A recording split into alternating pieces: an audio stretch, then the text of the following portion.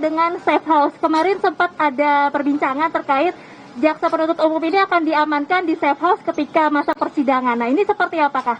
Apakah memang akan dilakukan atau tidak, Pak, untuk setidaknya mengamankan jaksa penuntut umum agar tidak ada intervensi dari pihak lain, begitu, Pak? Terima kasih. Baik, terima kasih. Saya mulai dari pertanyaan ketiga.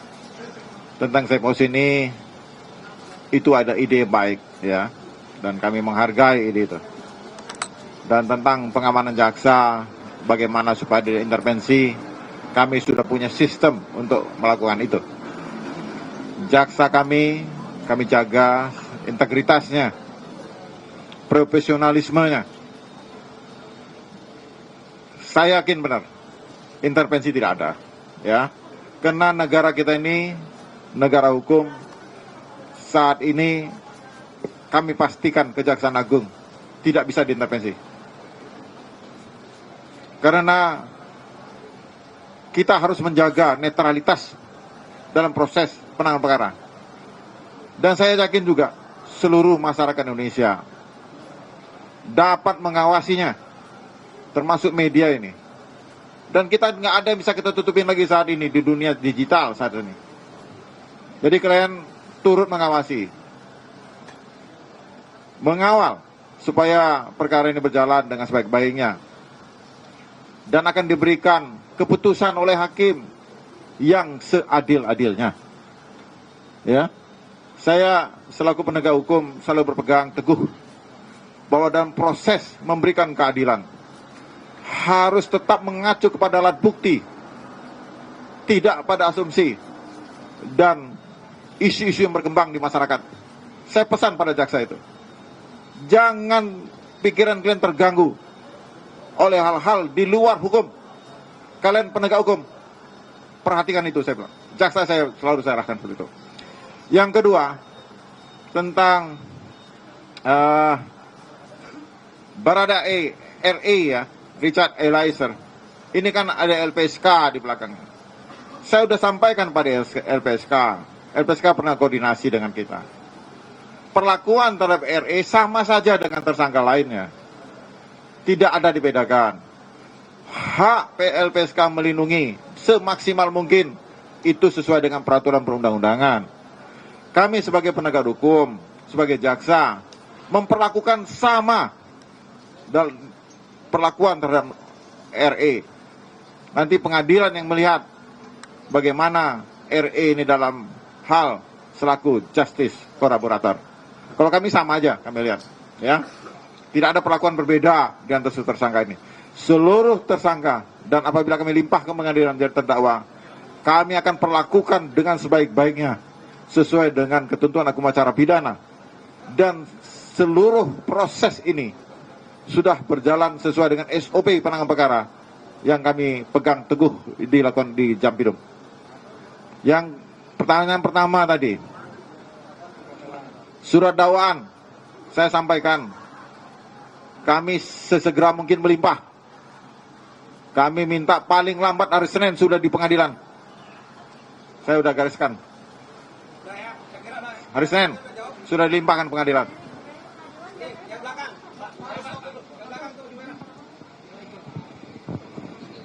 Izin Pak, saya Sahrul Pak dari Jawa Pos. Izin bertanya Pak Jampidum terkait dengan usul dari beberapa pihak termasuk Komisi Yudisial untuk memindahkan lokasi sidang dari selatan ke wilayah yang lebih representatif. Itu apakah sudah dibicarakan dengan Mahkamah Agung, Pak? Lokasi sidangnya dipindahkan tidak di Pengadilan Selatan gitu, Pak. Terima kasih. Sampai saat udah itu aja ya. Ya Pak, dikit lagi Pak, satu lagi Pak. Kayak nanti.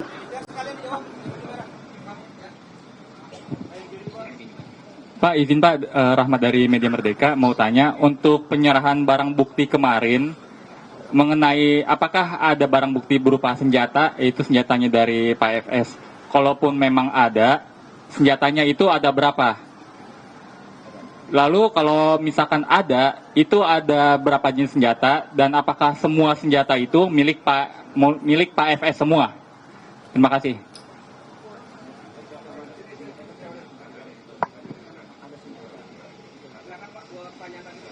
Baik, ini yang pemindahan ruang persidangan. Kami sampai saat ini belum mempertimbangkan perlunya memindahkan ruang persidangan. Tempat persidangan belum ada terpikirkan oleh kita. Makanya hari Senin saya sudah limpahkan Pengadilan Jakarta Selatan. Berarti tidak ada pemindahan ruang persidangan. Karena kami yakin benar Pengadilan Jakarta Selatan juga akan bekerja dengan sebaik-baiknya. Karena menarik perhatian masyarakat dan perhatian Presiden. Perkara ini, Presiden meminta kita transparan. Makanya saya sampaikan. Pelimpahan perkara ini juga saya minta dipantau oleh Komisi Pemberantasan Korupsi. Karena ini menjadi perhatian pemerintah. Dan kami di sini, Jaksa Agung Muda Intelijen, Jaksa Agung Muda Pengawasan, Satgas 53, kami libatkan dalam pengawasan setiap penanganan perkara yang kami anggap penting dan menjadi perhatian pimpinan. Jadi pengawasan sangat ketat. Dan saya minta seluruhnya untuk menjaga keamanan, ketertiban persidangan agar perkara ini cepat selesai dan energi pemerintah tidak terlalu terkuras gara-gara perkara ini. Kita harus segera selesaikan perkara ini. Demikian. Mengenai senjata ada, tapi saya sebutkan dalam rilis ini, ya. Senjata itu ada disita, ya sudah cukup. Itu bukan porsi saya menjawab itu. Nanti tanya jaksa penuntut umum, ya. Silakan. Selamat siang Pak, terima kasih Pak. Saya Mikael dari Berita 1 Pak. Ingin saya tanyakan, ada 2 perkara di sini, 340 dan operasional justice. Apakah 2 perkara itu akan jadi 2 dakwaan atau lebih? Apakah masing-masing tersangka akan menjadi 1 dakwaan gitu Pak? Terima kasih Pak. Terima kasih. Khusus untuk FS, karena yang bersangkutan, tersangka tersebut melanggar 2 aturan pidana, pernah saya jelaskan sebelumnya, di 141 KUHP disebutkan, ketika terjadi tersangka melanggar 2 aturan pidana, untuk efektivitas persidangan, kami gabungkan agar persidangan dapat berjalan sekali jalan. Karena lebih efektif, efisien. Jadi untuk FS saja. Yang lain, satu-satu spacing kita sidangkan sesuai dengan surat dakwaan dibuat oleh jaksa. Demikian.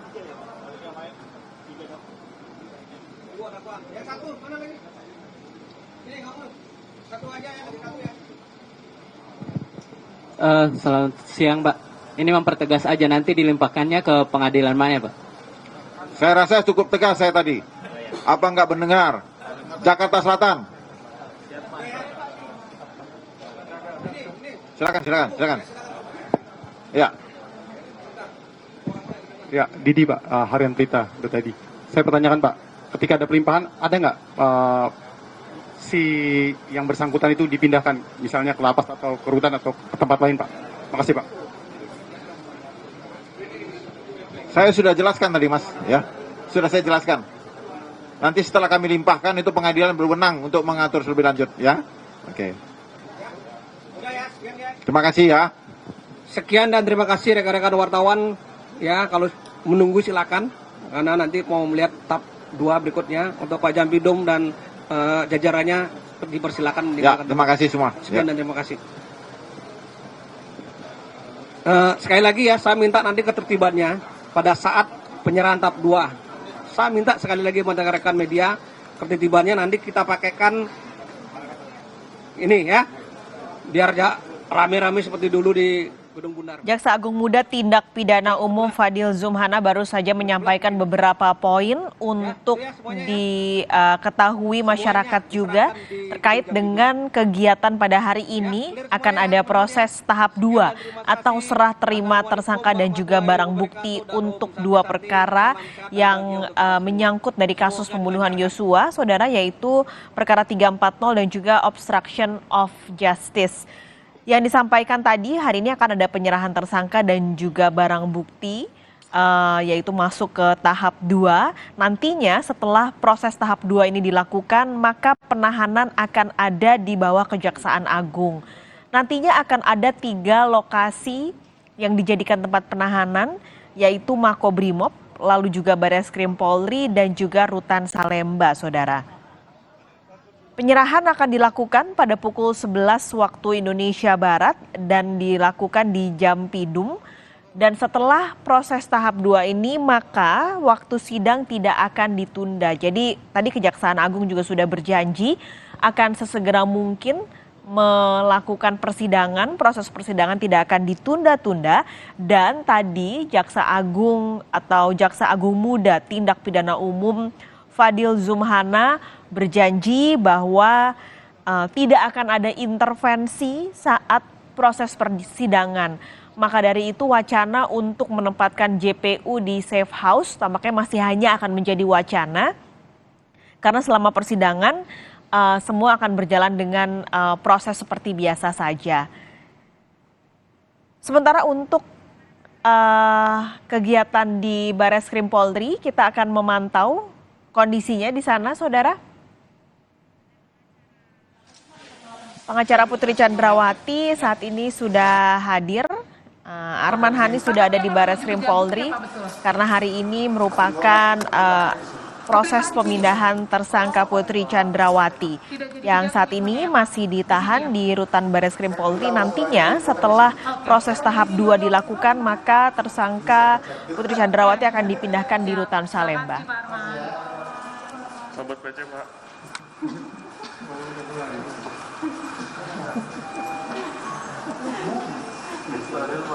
Emang aman tadi, Bang?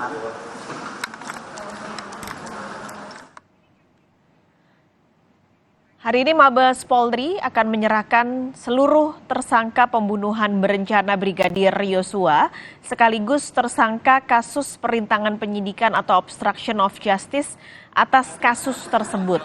Nah, seluruhnya nanti akan diserahkan dalam pelimpahan tahap 2 ke Kejaksaan Agung.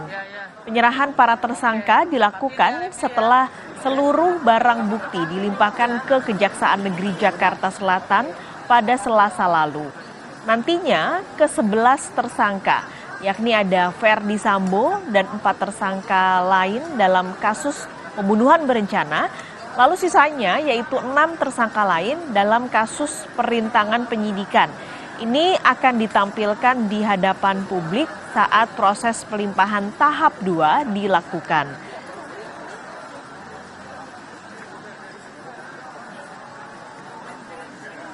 Dari ke-11 tersangka yang akan dilimpahkan bersama dengan barang bukti juga kepada kejaksaan, ada satu yang sebenarnya menjadi justice kolaborator, tapi nantinya tidak akan ada perlakuan yang berbeda untuk tersangka tersebut. Semuanya akan sama.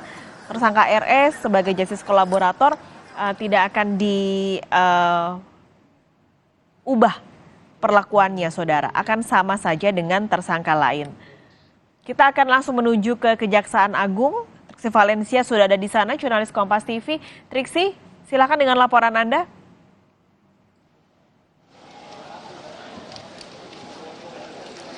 Ya, Pascalis, tadi baru saja kita mendengarkan bagaimana keterangan yang disampaikan oleh Jaksa Agung Muda Tindak Pidana Umum, yakni Fadil Zumhana. Tadi kalau disampaikan sekitar pukul 11 waktu Indonesia bagian Barat, rencananya tersangka ini akan ditampilkan atau akan diperlihatkan di belakang saya ini. Mungkin saya akan bergeser sedikit, Pascalis, untuk memperlihatkan kepada Anda seperti apa situasi saat ini. Kalau saat ini memang sudah terlihat adanya pengamanan, tapi memang tidak begitu ketat atau tidak terlalu banyak pengamanan yang dikerahkan di sini karena memang sudah terlihat cukup aman begitu ya dari bagaimana tersangka datang kemudian akan disampaikan atau dilimpahkan dari penyidik Barreskrim Mabes Polri atau dalam hal ini adalah tim sus kemudian kepada jaksa penuntut umum. Nanti akan ditampilkan. Namun terkait berkas perkara, kemudian juga terkait juga barang bukti, tadi kami sempat mengkonfirmasi apakah juga akan diperlihatkan kepada publik, kepada media begitu. Tapi disampaikan karena memang ini masuk sudah dalam ranah administrasi, jadi tidak akan ditampilkan terkait barang bukti. Namun yang pasti adalah pelimpahan tahap 2 memang dipastikan saat ini akan dilakukan pukul 11 waktu Indonesia bagian Barat nanti akan terlihat di sini bagaimana tersangka akan datang begitu dari tempat penahanannya saat ini kemudian ke tempat Jaksa Agung Muda Tindak Pidana Umum Kejagung. Lalu kemudian juga tadi disampaikan terkait tempat penahanan. Kalau saya rincikan, Kalis dan juga saudara, tadi untuk tempat penahanan ini sesuai dengan koordinasi yang dilakukan bersama dengan penyidik dari Barreskrim atau tim sus, nanti untuk tersangka FS, HK, AN, dan ARA ini akan dilakukan penahanan di Makobrimob. Lalu kemudian terkait tersangka DK, IW itu akan dilakukan di Barreskrim Polri, termasuk juga untuk tersangka RR, RE, KM, ini juga akan dilakukan penahanan di rutan Barreskrim. Terkait penahanan terhadap Putri Chandrawati atau PC, ini akan dilakukan di rutan Salemba Kejaksaan Agung Republik Indonesia. Disampaikan tadi penahanan dilakukan untuk memudahkan nanti pada saat proses pengadilan berlangsung, Kalis.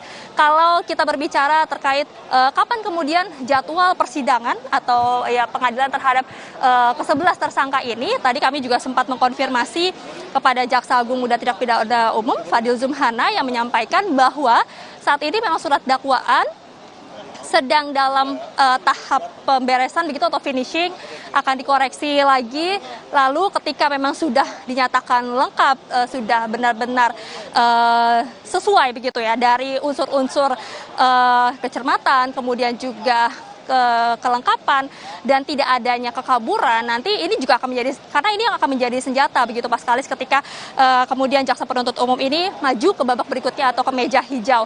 Nah, maka dari itu dipastikan sekali lagi surat dakwaan ini semuanya benar-benar tidak ada kekaburan dan lengkap begitu dari unsur-unsur kesaksian, keterangan, barang bukti, setiap peran-peran dari tersangka ini harus benar-benar cermat dan dipastikan sudah lengkap semuanya. Baru tadi dikatakan akan dilimpahkan ke pengadilan, kurang lebih mereka meminta waktu secepat-cepatnya atau paling lambat hari Senin. Berarti kalau misalnya hari Senin itu kemudian ada di tanggal 10 Oktober 2022. Nah, ini yang kita akan juga lihat dan kawal Kalis.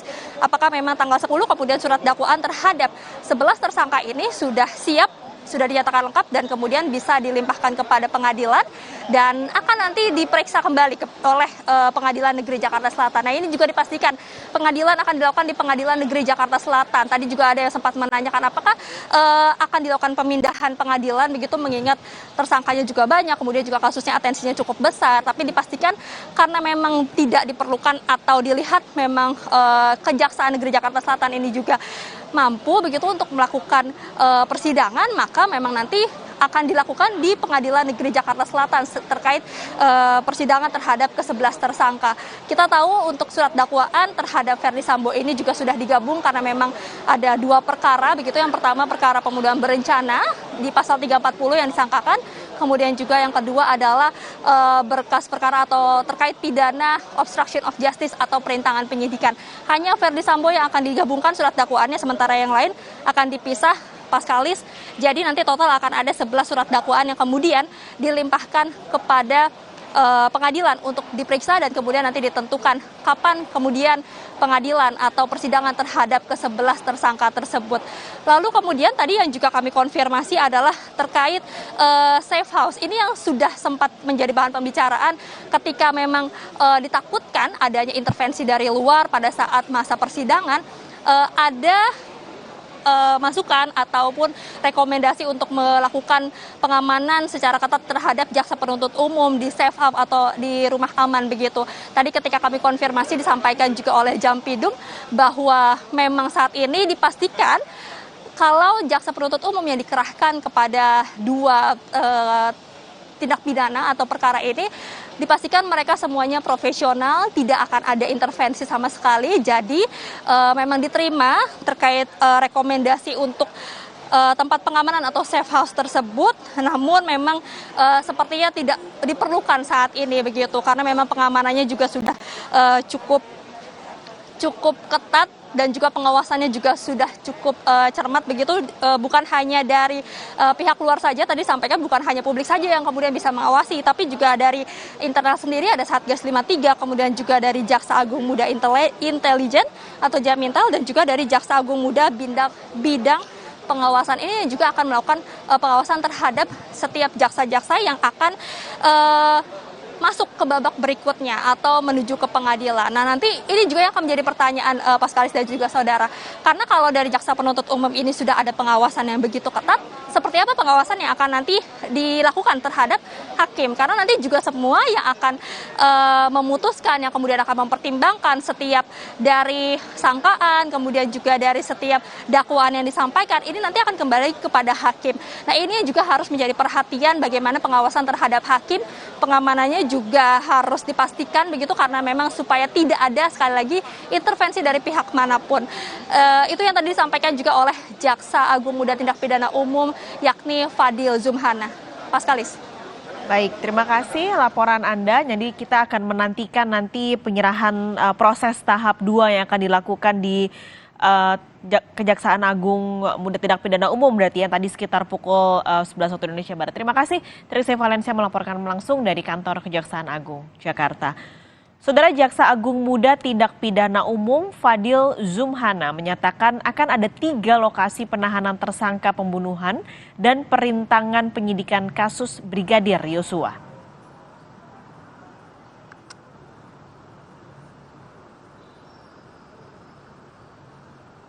Penyerahan tersangka dan barang bukti tersangka pasal 340, 338 KUHP atas nama tersangka FS, RR, RE, KM, dan PC, dan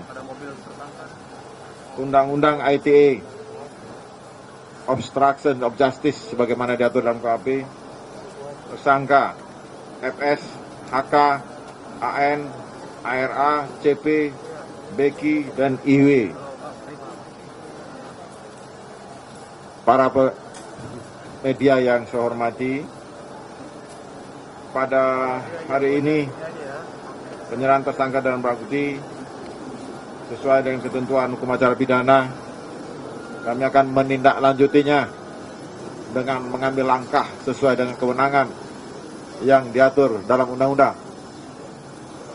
bahwa jaksa penuntut umum sesuai dengan ketentuan hukum acara pidana berwenang melakukan penahanan terhadap tersangka yang diserahkan kepada kami. Tujuan penahanan sebagaimana pernah kami jelaskan bahwa untuk memudahkan proses persidangan, karena kita ingin perkara ini dilaksanakan persidangan secara cepat, sederhana, dan berbiaya ringan, dan memudahkan membawa tersangka ke persidangan. Sesuai dengan hasil koordinasi dengan Bareskrim, tersangka FS, HK, AN, ARA, kami melakukan penahanan di Makobrimob. Terhadap yang lain, CP, BK, dan IW di Bareskrim Polri.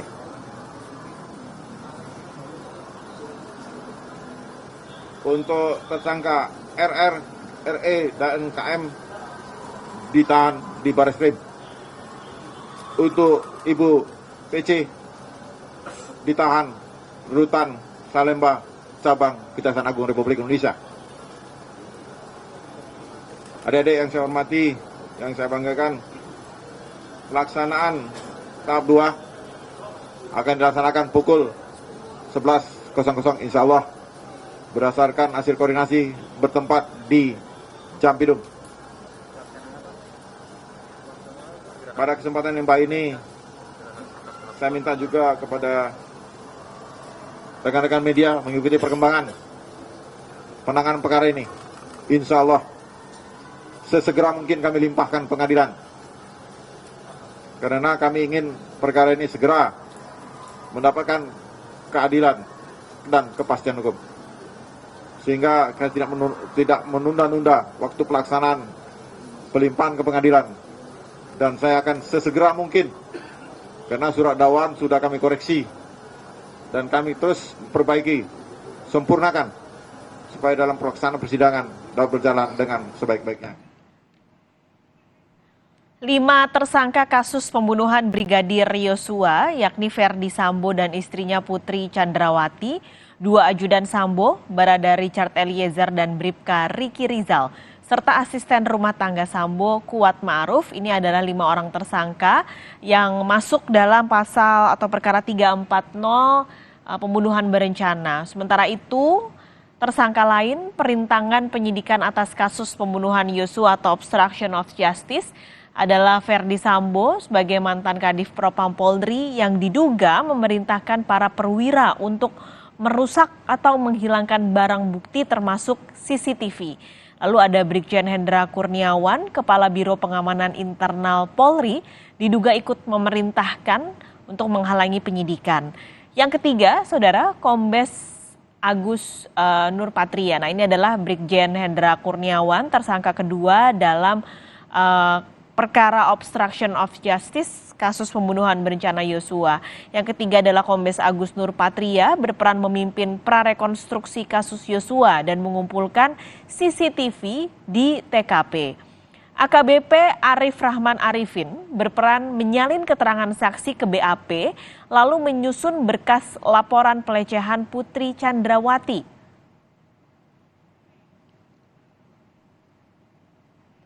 Kompol Baikuni Wibowo berperan mengumpulkan dan merusak CCTV di sekitar lokasi TKP Duren 3, Jakarta.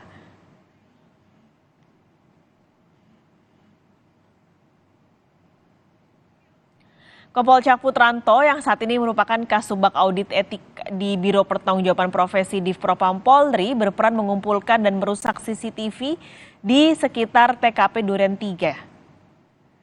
Lalu ada AKP Irfan Widianto, ini adalah tersangka terakhir obstruction of justice dengan peran mengumpulkan CCTV di sekitar TKP Duren 3. Kami akan jeda sejenak, Saudara. Breaking News Kompas TV segera kembali.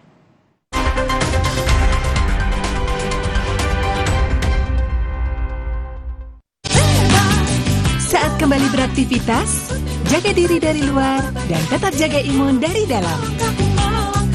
Minum Stimuno bila perlu. Stimuno, penjaga imun. Bete, bikin asik dengan limpahan keju di Cheese Island. Bikin terleleh-leleh kan? Nggak cuma itu, beli minum gratis appetizer. Pizza Hut selalu lebih bikin puas. Oxyfit.